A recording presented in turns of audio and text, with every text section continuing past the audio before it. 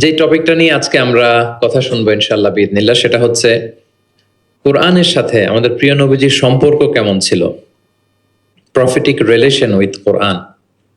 আল্লাহ রাসূল সাল্লাল্লাহু আলাইহি ওয়া আলিহি ওয়াসাল্লামের সাথে কোরআনের সম্পর্ক, অ্যাটাচমেন্টটা কেমন ছিল, how was his relationship with the Quran, কিভাবে তিনি কোরআনকে ধারণ করতেন নিজের মধ্যে, কিভাবে কোরআনকে লালন করতেন, কোরআনকে কতটুকু সময় দিতেন।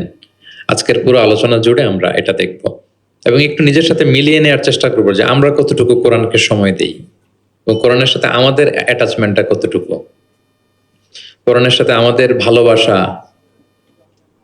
এটা কতটুকু, আমরা কতটুকু কোরআনকে ধারণ করি বা লালন করি, এটা একটু নিজেদের সাথে মিলিয়ে নেওয়ার চেষ্টা করব। পুরো আলোচনাটাতে আমি প্রায় 30টি পয়েন্ট কভার করার চেষ্টা করব। প্রত্যেকটা পয়েন্ট যদি 2 মিনিট করে আমি শেয়ার করি তাহলে 30 দুগুণা 60 মিনিট, প্রায় 1 ঘন্টা। খুব সিম্পলি যদি আমি বলি যে কোরআনের সাথে প্রিয় নবীজির সম্পর্ক কেমন ছিল, কোরআনের সাথে বেসিকলি আল্লাহ রাসূল সাল্লাল্লাহু আলাইহি ওয়া আলিহি ওয়াসাল্লামের গভীর প্রেমের বাঁধন ছিল, সীমাহীন ভালোবাসা ছিল। শর্টলি বলতে গেলে গভীর প্রেমের বাঁধন এবং সীমাহীন ভালোবাসা ছিল, because he was the living কোরআন। তিনি নিজেই ছিলেন জীবন্ত কোরআন। আম্মা জান আয়েশা রাদিয়াল্লাহু তাআলা আনহাকে যখন জিজ্ঞেস করা হতো আল্লাহ রাসূল সাল্লাল্লাহু আলাইহি ওয়াসাল্লাম ইন্তেকালের পরে, তাবিরা যখন জিজ্ঞেস করতেন যে কাইফা কানা খুলুকু রাসূলিল্লাহ, আম্মা জান আমাদের নবীর আচরণ কেমন ছিল, তো তখন আম্মা জান আয়েশা রাদিয়াল্লাহু তাআলা আনহা বলতেন কানা খুলুকুহু আল কোরআন, ওনার আচরণ ছিল কোরআনের আচরণ, কোরআনে জীবন ছিল ওনার। এবং ইনদামা রাসূলুল্লাহ ইয়ামশি আলাল আরদি কাআন্নাল কুরআনা ইয়ামশি আলাইহি, রাসূল সাল্লাল্লাহু আলাইহি ওয়াসাল্লাম যখন মদিনার রাস্তা দিয়ে হেঁটে যেতেন আম্মা জান আয়েশা বলতেন মনে হতো একটা জীবন্ত কোরআন হেঁটে যাচ্ছে, as if a living Quran is walking on the street of Medina। রাসূল সাল্লাল্লাহু আলাইহি ওয়াসাল্লাম মদিনার অলিতে গলিতে যখন হাঁটতেন দূর থেকে দেখে মনে হতো একটা লিভিং কোরআন হেঁটে যাচ্ছে। তার মানে পুরো কোরআনে 30 পারায় থিওরিটিক্যালি যা বলা আছে রাসূল সাল্লাল্লাহু আলাইহি ওয়াসাল্লামের জীবনে প্র্যাকটিক্যালি সেটা করে দেখানো আছে। এজন্য ওনাকে বলা হয় লিভিং কোরআন, তিনি হচ্ছেন জীবন্ত কোরআন। এবং এই কোরআনকে রিসিভ করতে যে তিনি অনেক কষ্ট সহ্য করেছেন, আমরা জানি। তিনি কোরআনের ভার বহন করেছেন। কোরআন কিন্তু খুব হেভি একটা বাণী, যেন তেন কোনো কথা নয়, এটা আল্লাহর কালাম।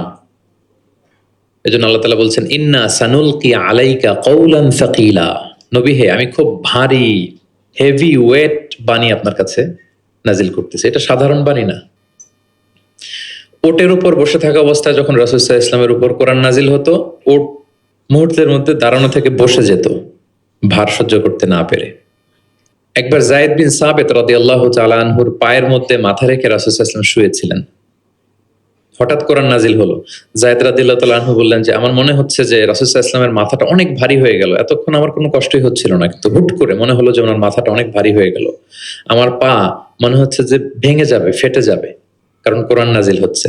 লাউ আনজালনা হাযাল কুরআনা আলা জাবালিন লারাআইতাহু খাশিআম মুতাসাদ্দিআম মিন খাশিয়াতিল্লাহ, এই কোরআনকে মানুষের উপর নাজিল না করে যদি আমি পাহাড়ের উপর নাজিল করতাম, নবী আপনি দেখতেন যে আল্লাহর ভয়ে কোরআনের ভারে পাহাড় ভেঙে চুড়ে খান খান হয়ে যেত। ইন্না সানুলকি আলাইকা কওলান সাকিলা, এটা খুব ভারী একটা বাণী, এই ভার তিনি সহ্য করেছেন। এবং কোরআন নানাভাবে আসতো, মাঝে মাঝে মিসলা সলসালাতিল জারাস, লাইক রিঙ্গিং বেল। খ্রিস্টানদের চার্চে গেলে যেমনি দেখবেন ঢাং ঢাং করে ঘন্টা বাজায়, বিকট আওয়াজ হয়, মাঝে মাঝে এরকম বিকট আওয়াজে কোরআন আসতো।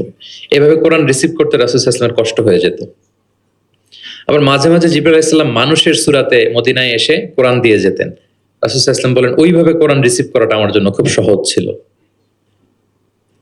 এবং প্রচন্ড শীতের রাতে যখন কোরআন নাজিল হতো, আম্মা জান আয়েশা রাদিয়াল্লাহু তাআলা আনহা বলেন যে আমরা শীতে কাঁপছি কিন্তু ওয়া ইন্না জাবিনাহু লা ইয়াতাফাসসাদু আরাকান, আমরা দেখতাম রাসূল সাল্লাল্লাহু আলাইহি ওয়াসাল্লামের কপাল মোবারক বেয়ে টপ টপ করে ঘাম ঝরছে।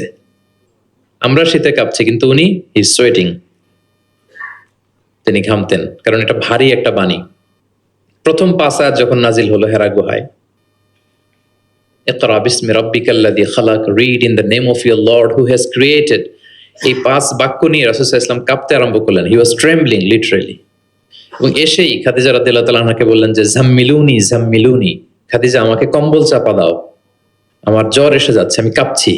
কারণ ওই যে কওলান সাকিলা, এটা খুব ভারী একটা বাণী। ওনাকে কম্বল চাপা দেয়া হলো, তখন আল্লাহ তাআলা নাজিল করলেন ইয়া আইয়ুহাল মুজাম্মিল কুমিল লাইলা ইল্লা কালিলা, মানে হে কম্বলওয়ালা দাঁড়ান, এমন দায়িত্ব দিচ্ছে এখন বসে থাকার সুযোগ নেই, দাঁড়ান, দাঁড়িয়ে প্রচার করেন। ওই যে নবী দাঁড়ালেন আর বসার সুযোগটা পেলেন না, প্রচার করছিলেন। তাহলে